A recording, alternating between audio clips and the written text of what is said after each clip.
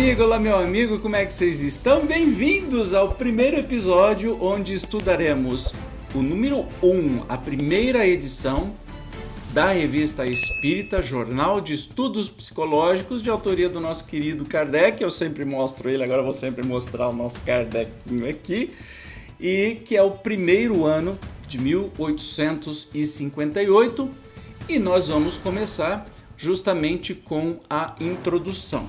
Antes, para te ambientar, pra você não ficar confuso, sempre no título dos vídeos eu vou colocar do que se trata, então sempre o mês e o ano, o número do episódio, que vai ser único, portanto você não vai ter 10 episódios número 50, né? Vai ser um só, e nós vamos na sequência do jeito que foi esquematizado pelo próprio Kardec. E no próprio título eu coloco o assunto, o tema, né? Então o tema de hoje é a introdução que Kardec vem fazer da Revista Espírita. E para você se orientar, sempre, a cada ano vai ter uma cor nova. A cor de 1858, não por acaso, é da espiritualidade, é o roxo azulado, sei lá, chame de que cor você quiser. E sempre o indicativo vai estar aqui, o ano que nós estamos estudando. Combinado? Chega de conversa fiada e vamos para o nosso estudo de hoje. Ah, que bonitinho, gente, é muito emocionante, muito emocionante. Então vamos lá, introdução da Revista Espírita.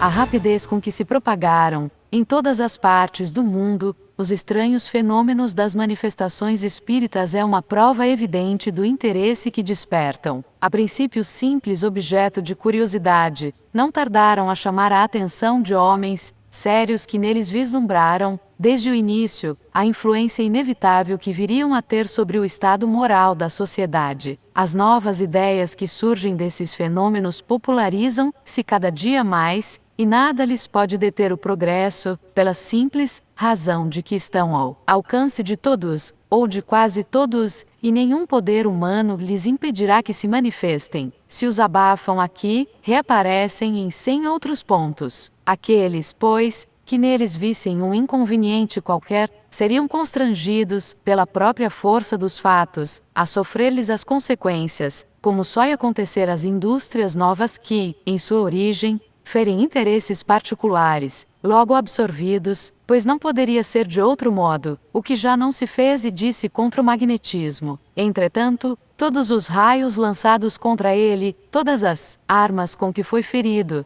mesmo o ridículo, esboroaram-se ante a realidade, e apenas serviram para colocá-lo ainda mais em evidência. É que o magnetismo é uma força natural, e, perante as forças da natureza, o homem é um pigmeu, semelhante a cachorrinhos, que ladram inutilmente contra tudo que os possa amedrontar. Bom, a gente começa entendendo que Kardec era muito a favor do magnetismo, e se fala por aí, a boca miúda, que Kardec iria continuar as obras fundamentais, mencionando também, como menciona muita coisa, mas mergulhando mais a fundo sobre o magnetismo, né? Mas enfim, não é o caso, vamos continuar na introdução da revista aqui hoje. Dá-se com as manifestações espíritas a mesma coisa que se dá com o sonambulismo. Se não se produzirem à luz do dia, e publicamente, ninguém impedirá que ocorram na intimidade, pois cada família pode descobrir um médium entre seus membros, das crianças aos velhos, assim como pode encontrar um sonâmbulo. Quem, pois, poderá impedir que a primeira pessoa que encontremos seja médium e sonâmbula? Sem dúvida, os que o combatem não refletiram nisto. Insistimos, quando uma força está na natureza, pode-se detê-la por um instante, porém, jamais aniquilá-la. Seu curso apenas poderá ser desviado. Ora, a força que se revela no fenômeno das manifestações, seja qual for a sua causa, está na natureza, da mesma forma que o magnetismo, e não poderá ser exterminada, como a força elétrica também não o será. O que importa é que seja observada e estudada em todas as suas fases, a fim de se deduzirem as leis que a regem. Se for um erro, uma ilusão, o tempo fará justiça. Se, porém, for verdadeira, a verdade é como o vapor, quanto mais se o comprime, tanto maior será a sua força de expansão. Causa justa admiração que, enquanto na América, somente os Estados Unidos possuem 17 jornais consagrados a esse assunto, sem contar um sem número de escritos não periódicos. A França, o país da Europa onde tais ideias mais rapidamente se aclimataram, não possui nenhum 9. Não se pode contestar a utilidade de um órgão especial, que ponha o público a par do progresso desta nova ciência e o previna contra os excessos da credulidade, bem como do cepticismo. É essa lacuna que nos propomos preencher com a publicação desta revista, visando-a oferecer um meio de comunicação a todos quantos se interessam por estas questões, ligando, através de um laço comum, os que compreendem a doutrina espírita sob o seu verdadeiro ponto de vista moral, a prática do bem e a caridade evangélica para com todos. Então a gente já tem os objetivos aí, né?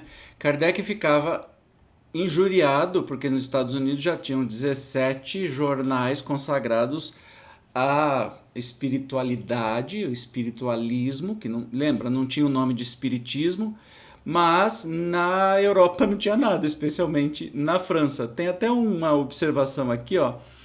Até agora, isso nós estamos falando em 1858, tá? Lembra que a data está aqui, sempre quando a gente for falar. Até agora só existe na Europa um jornal consagrado à doutrina espírita, o Jornal de l'Âme, publicado em Genebra pelo Dr. Bessinger. Tá querendo me derrubar hoje, né? Na América, o único jornal em francês é o Spiritualiste de la Nouvelle Orléans, publicado pelo Sr. Barthé. Acho que é assim que fala. Bom, Kardec começa falando sobre a questão realmente do espiritismo, que é algo que ninguém segura, né? E que se replica pelo mundo afora. Então, que chegou a hora dele publicar com esta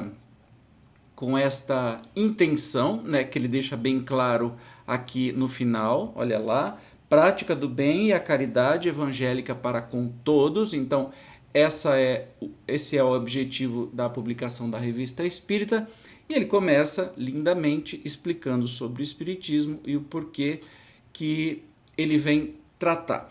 Lembrando que nós temos aí essa revista começando depois da publicação do Livro dos Espíritos, portanto o trabalho dele com o espiritismo começou antes, tá? Que fique muito claro nisso, começou uns anos antes, mas ele deu continuidade aqui na Revista Espírita e muita coisa que aqui foi determinada entrou na alteração do Livro dos Espíritos, lembra? Na primeira versão não tinha 1019 questões, né? Tinha metade disso. E aí toda a complementação foi rolando de acordo com estas descobertas e estes novos textos, essas novas comunicações durante o processo da Revista Espírita. Então, a Revista Espírita é um laboratório que Kardec usou para compor as obras fundamentais. Nós vamos continuar aqui na nossa leitura de hoje. Se não se tratasse senão de uma coleta de fatos, a tarefa seria fácil. Eles se multiplicam em toda parte com tal rapidez que não faltaria matéria, mas os fatos, por si mesmos, tornam-se monótonos pela repetição e, sobretudo, pela similitude. O que é necessário ao homem racional é algo que lhe fale a inteligência. Poucos anos se passaram desde o surgimento dos primeiros fenômenos, e já estamos longe da época das mesas girantes e falantes, que foram suas manifestações iniciais. Hoje, é uma ciência que revela todo um mundo de mistérios, tornando patentes as verdades eternas que apenas pelo nosso espírito eram pressentidas. É uma doutrina sublime, que mostra ao homem o caminho do dever, abrindo o mais vasto campo até então jamais apresentado à observação filosófica. Nossa obra seria, pois,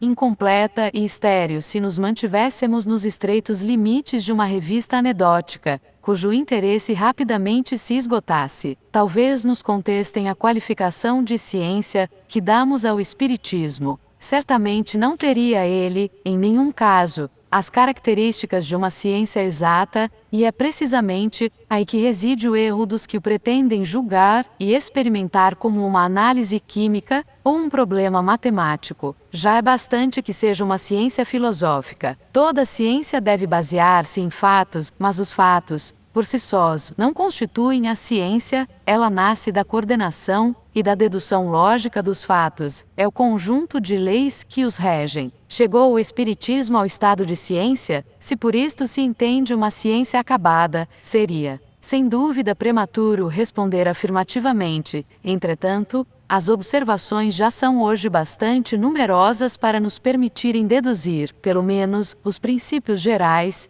onde começa a ciência. O exame raciocinado dos fatos e das consequências que deles decorrem é, pois, um complemento sem o qual nossa publicação seria de medíocre utilidade, não oferecendo senão um interesse muito secundário para quem quer que reflita e queira inteirar-se daquilo que vê. Todavia, como nosso fim é chegar à verdade, acolheremos todas as observações que nos forem dirigidas e tentaremos, tanto quanto nos permita o estado dos conhecimentos adquiridos, dirimir as dúvidas e esclarecer os pontos ainda obscuros. Nossa revista será, assim, uma tribuna livre, em que a discussão jamais se afastará das normas da mais estrita conveniência. Numa palavra, discutiremos, mas não disputaremos. As inconveniências de linguagem nunca foram boas razões aos olhos de pessoas sensatas. É a arma dos que não possuem algo melhor, voltando-se contra aqueles que dela se servem. Então a gente percebe que Kardec já estava falando assim de cara, para dizer assim, olha, o Espiritismo é uma ciência, não como a ciência que se diz por aí, mas uma ciência filosófica. Porque assim, como é que você vai fazer experimentação com a psicologia das pessoas, né? Então, é a mesma ciência que vem estudar aí a psique, que tem os psicólogos, né? As análises, etc. e tal, só que fazendo com os vivos do outro lado, entende? Não é uma ciência exata daquelas que você mistura o elemento X com o elemento Y e vai dar um elemento Z. Toda vez que você fizer isso vai acontecer nas mesmas condições. Assim não dá, porque está lidando com gente, né? Com humanos. Então não tem jeito de ser assim. Nós vamos continuar. Embora os fenômenos de que nos ocupamos se tenham produzido, nos últimos tempos, de maneira mais geral, tudo prova que tem ocorrido desde as eras mais recuadas. Não há fenômenos naturais nas invenções que acompanham o progresso do espírito humano, desde que estejam na ordem das coisas, sua causa é tão velha quanto o mundo e os seus efeitos devem ter se produzido em todas as épocas. O que testemunhamos hoje, portanto, não é uma descoberta moderna, é o despertar da antiguidade, desembaraçada do envoltório místico que engendrou as superstições da antiguidade, esclarecida pela civilização e pelo progresso nas coisas positivas. A consequência capital que ressalta desses fenômenos é a comunicação que os homens podem estabelecer com os seres do mundo incorpóreo e, dentro de certos limites, o conhecimento que podem adquirir sobre o seu estado futuro. O fato das comunicações com o mundo invisível encontra-se, em termos inequívocos, nos livros bíblicos, mas, de um lado, para certos céticos, a Bíblia não tem autoridade suficiente, por outro lado, para os crentes, são fatos sobrenaturais, suscitados por um favor especial da divindade. Não haveria aí, para todo o mundo, uma prova da generalidade dessas manifestações, se não as encontrássemos em milhares de outras fontes diferentes. A existência dos espíritos e sua intervenção no mundo corpóreo está atestada e demonstrada não mais como um fato excepcional, mas como um princípio geral, em Santo Agostinho, São Jerônimo, São João Crisóstomo, São Gregório Nazianzeno e tantos outros pais da Igreja. Essa crença forma, além disso, a base de todos os sistemas religiosos. Admitiram-na os mais sábios filósofos da antiguidade: Platão, Zoroastro, Confúcio, Apuleio, Pitágoras, Apolônio de Tiana e tantos outros. Nós a encontramos nos mistérios e nos oráculos entre os gregos, os egípcios, os hindus, os caldeus, os romanos, os persas, os chineses. Vemo-la sobreviver a todas as vicissitudes dos povos, a todas as perseguições e desafiar todas as revoluções físicas e morais da humanidade. Mais tarde a encontramos entre os adivinhos e feiticeiros da Idade Média, nos Wilis e nas Valquírias dos escandinavos, nos elfos dos teutões, nos Leshios e nos Domesquinios Dogi dos eslavos. Hoje está sendo prova de fogo para mim, você percebeu, né? Nos Ourisks e nos Brownies da Escócia, nos Poupicans e nos Tensarpolicts dos bretões, nos Semis dos Caraíbas, numa palavra, em toda a falange de ninfas, de gênios, bons e maus, nos silfos, gnomos, fadas e doentes, com os quais todas as nações povoaram o espaço. Encontramos a prática das evocações entre os povos da Sibéria, no Kamchatka, na Islândia, entre os indígenas da América do Norte, os aborígenes do México e do Peru, na Polinésia, até entre os estúpidos selvagens da Nova Holanda. Ih, estúpido, não tem nada de estúpido. Kardec às vezes usava umas palavras que talvez foram traduzidas esquisitamente para a gente, né? Então ele está dizendo aqui que essa questão do espiritismo não é nova, né? Que é sempre praticado desde a antiguidade e aceita desde grandes filósofos e por todos os povos, inclusive os mais isolados do mundo. Lembrando que na época do Kardec existia um negócio chamado eurocentrismo, que os europeus se achavam a última bolacha do pacote, o resto era resto, entendeu? Então a gente vai encontrar muita coisa nesse sentido, que vem de uma visão de época, que hoje já não cabe mais, mas que a gente, quando estuda uma obra épica, como é a doutrina espírita, a gente tem que entender a época que ela foi escrita. Não precisa necessariamente concordar com alguns termos, muitos até preconceituosos, quando chama de selvagens os povos originários, quando fala da raça negra como uma raça inferior, que era o que a ciência da época, incrivelmente falando, dizia, ou para aplacar as consciências, né, para dizer assim, não, eu sou uma boa pessoa porque a ciência está falando isso, e depois a gente descobriu que não era a coisa nenhuma, não temos nem raça, né? Só existe uma raça, a raça humana, mas naquela época tinham raças e tinha essas coisas todas. Então a gente tem que entender aqui, e no nosso estudo, lógico que eu vou dando as puxadinhas de orelha no Kardec, as puxadinhas de orelha, meu filho, você não podia ter falado isso, mas ele é fruto do seu tempo, não tem jeito de ser diferente. Como o que eu estou falando hoje, daqui a 100 anos, se alguém estiver assistindo meu vídeo há 100 anos, oi, tudo bem, eu já sou montanha de osso, a partir de faz tempo já. Então, me respeita, viu, que eu sou velhinho, que eu sou um espírito aí. Então, pode ser que eu esteja falando muita borracha, né? Muita besteira para daqui a 100 anos no futuro. Mas vamos continuar, que a gente veio aqui para estudar a Revista Espírita, não para ficar ouvindo as lorotas do Evandro. Então, vamos que vamos, continuando. Sejam quais forem os absurdos que cercam essa crença e a desfiguram segundo os tempos e os lugares, não se pode discordar de que ela parte de um mesmo princípio, mais ou menos deturpado. Ora, uma doutrina não se torna universal, não sobrevive a milhares de gerações, não se implanta de um polo a outro, entre os povos mais diversificados, pertencentes a todos os graus da escala social, se não estiver fundada em algo de positivo. O que será esse algo? É o que nos demonstram as recentes manifestações. Procurar as relações que possam existir entre tais manifestações e todas essas crenças é buscar a verdade. A história da doutrina espírita, de certo modo, é a história do espírito humano. Teremos que estudá-la em todas as fontes, que nos fornecerão uma mina inesgotável de observações tão instrutivas como interessantes, sobre fatos geralmente pouco conhecidos. Essa parte nos dará a oportunidade de explicar a origem de uma porção de lendas e de crenças populares, delas destacando o que toca a verdade, a alegoria e a superstição.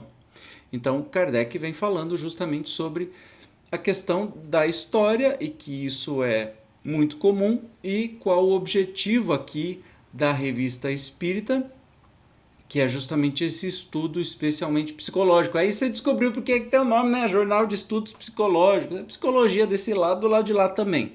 Continuando. No que concerne às manifestações atuais, daremos explicação de todos os fenômenos patentes que testemunharmos ou que chegarem ao nosso conhecimento, quando nos parecerem merecer a atenção de nossos leitores. De igual modo faremos em relação aos efeitos espontâneos que por vezes se produzem entre pessoas alheias às práticas espíritas e que revelam, seja a ação de um poder oculto, seja a emancipação da alma. Tais são as visões, as aparições, a dupla vista, os pressentimentos, os avisos íntimos, as vozes secretas, etc. A narração dos fatos acrescentaremos a explicação, tal como ressalta do conjunto dos princípios. A respeito faremos notar que esses princípios decorrem do próprio ensinamento dado pelos Espíritos, fazendo sempre abstração de nossas próprias ideias. Não será, pois, uma teoria pessoal que exporemos, mas a que nos tiver sido comunicada e da qual não seremos senão meros intérpretes. Um grande espaço será igualmente reservado às comunicações escritas ou verbais dos espíritos, sempre que tiverem um fim útil, assim como as evocações de personagens antigas ou modernas, conhecidas ou obscuras, sem negligenciar as evocações íntimas que, muitas vezes, não são menos instrutivas numa palavra. Abarcaremos todas as fases das manifestações materiais e inteligentes do mundo incorpóreo. A doutrina espírita nos oferece, enfim, a única solução possível e racional de uma multidão de fenômenos morais e antropológicos, dos quais somos testemunhas diariamente e para os quais se procuraria, inutilmente, a explicação em todas as doutrinas conhecidas. Nesta categoria classificaremos, por exemplo, a simultaneidade de pensamentos, a anomalia de certos caracteres, as simpatias e antipatias, os conhecimentos intuitivos, as aptidões, as propensões, os destinos que parecem marcados pela fatalidade e, num quadro mais geral, o caráter distintivo dos povos, seu progresso ou sua degenerescência, etc. À citação dos fatos, acrescentaremos a pesquisa das causas que os poderiam ter produzido. Da apreciação desses fatos, ressaltarão naturalmente ensinamentos úteis quanto à linha de conduta mais conforme à ação moral. Em suas instruções, os espíritos superiores têm sempre por objetivo despertar nos homens o amor do bem através dos preceitos evangélicos. Por isso mesmo, eles nos traçam o pensamento que deve presidir a redação dessa coletânea. Então, Kardec meio que faz um trailer. Hoje a gente faria uma coisa de cinema, por exemplo, né? Um trailer. Ele está dizendo o que vai acontecer na Revista Espírita, para que ela é e o que é. Então, ele definiu aí antes, né? Não vou ficar repetindo para a gente não perder tempo, mas ele está dando cenas dos próximos capítulos. Continuando. Nosso quadro, como se vê, compreende tudo, quanto se liga ao conhecimento da parte metafísica do homem, estudá-la-emos em seu estado presente e no futuro, porquanto estudar a natureza dos espíritos é estudar o homem, tendo em vista que ele deverá fazer parte, um dia, do mundo dos espíritos. Eis porque acrescentamos, ao nosso título principal, o de Jornal de Estudos Psicológicos, a fim de fazer compreender toda a sua importância. Fica cada vez mais claro, né? Porque Kardec usava este título. Bom, nota: por mais abundantes sejam nossas observações pessoais e as fontes onde as recolhemos, não dissimulamos as dificuldades da tarefa nem a nossa insuficiência. Kardec sempre humilde. Para suplementá-la, contamos com o concurso benevolente de todos quantos se interessam por essas questões. Seremos, pois, bastante reconhecidos pelas comunicações que houverem por bem transmitir-nos acerca dos diversos assuntos de nossos estudos. A esse respeito, chamamos a atenção para os seguintes pontos sobre os quais poderão fornecer documentos. E aí Kardec está fazendo uma convocação para a nascente comunidade espírita, para os médiuns, que ele precisava de material para que essa revista fosse evoluindo. Que materiais? Primeiro, manifestações materiais ou inteligentes obtidas nas reuniões às quais assistirem. Segundo, fatos de lucidez sonambúlica e de êxtase. Terceiro, fatos de segunda vista, previsões, pressentimentos, etc. Quarto, fatos relativos ao poder oculto, atribuídos com ou sem razão a certos indivíduos. Quinto, lendas e crenças populares. Sexto, fatos de visões e aparições. Sétimo, fenômenos psicológicos particulares que por vezes ocorrem no instante da morte. Oitavo, problemas morais e psicológicos a resolver. E aí a gente vai continuando aqui que Kardec estava procurando ajuda para construir a muitas mãos. Entendeu como que o espiritismo ele foi feito sob coordenação de Kardec, sob a autoria de Kardec, mas a muitas mãos de muitos médiuns, de muitas experiências, de muitos testemunhos, de muitas histórias, muitas coisas. Mas continua aí, ó. Nono, fatos morais, atos notáveis de devotamento e abnegação dos quais possa ser útil propagar o exemplo. Décimo, indicação de obras antigas ou modernas, francesas ou estrangeiras, onde se encontrem fatos relativos à manifestação de inteligências ocultas, com a designação e, se possível, a citação das passagens. Do mesmo modo, no que diz respeito à opinião emitida sobre a existência dos espíritos e suas relações com os homens, por autores antigos ou modernos, cujo nome e saber possam lhes dar autoridade. Não daremos a conhecer o nome das pessoas que nos enviarem as comunicações, a não ser que para isto sejamos formalmente autorizados. Aí a gente lembra, e com isso a gente finaliza aí a introdução, a gente lembra que na maioria das comunicações, especialmente as comunicações de espíritos, vamos falar principalmente no Céu e Inferno, por exemplo, a gente nunca fica sabendo o nome do médium, você percebeu? E quando fica sabendo é o médium senhor D, senhorita A. Por quê? Porque Kardec não queria expor as pessoas, os médiums, para que virassem estrelas do show. Ele precisava filtrar e expor o que acontece com os espíritos. Então, alguns espíritos nem se identificam, outros se identificam, mas ele faz as observações que não foi, e tudo isso, gente, foi feito a muitas mãos, entende? Então, a Revista Espírita, o encantador desse estudo que está começando hoje, é que a gente vai ver passo a passo como, depois do Livro dos Espíritos, a primeira edição que foi concretizada, o que aconteceu passo a passo depois disso, né? O que é que Kardec precisou fazer sempre a muitas mãos para que acontecesse, né, a doutrina espírita. Deixa eu colocar aqui, porque eu não lembro a primeira edição dos Espíritos. A primeira edição do Livro dos Espíritos teve... Oh, caramba, aqui... Quantas perguntas que eu não me lembro. 501 itens, tá? Tá aqui para vocês verem que ele me deixa mentir sozinho. 501 itens. E depois foi para 1019, né? Se eu não me engano, isso. Depois foi para 1019. Então, 1018. Não, na prática não, 1018 perguntas. Teria na prática 1019, não 1018 perguntas. Enfim, 1019, tem 1019, né? Na verdade não são perguntas, mas itens. Então você perceba que quando começou essa revista, e você vê que o Kardec ele faz um chamamento para a comunidade, né?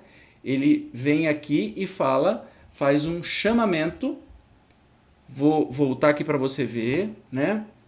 Para suplementá-la. Deixa eu ver aqui onde é que eu... Olha que bonito. Contamos com um concurso benevolente de todos quantos se interessam por estas questões. Seremos, pois, bastante reconhecidos pelas comunicações que houveram por bem transmitirmos acerca dos diversos assuntos dos nossos estudos. Aí ele fala sobre exatamente o que é que ele gostaria de receber. Então, isso é um encantador da doutrina espírita. Isso é o bacaníssimo, né? Que aconteceu, que foi uma construção a muitas mãos, liderado, capitaneado pelo nosso querido Kardec. Beleza? Com isso a gente encerra o nosso programa inicial, o estudo inicial. No próximo episódio, nós veremos as diferentes naturezas de manifestações. Obrigado por sua presença e sua paciência e nos vemos no próximo estudo. Tchau!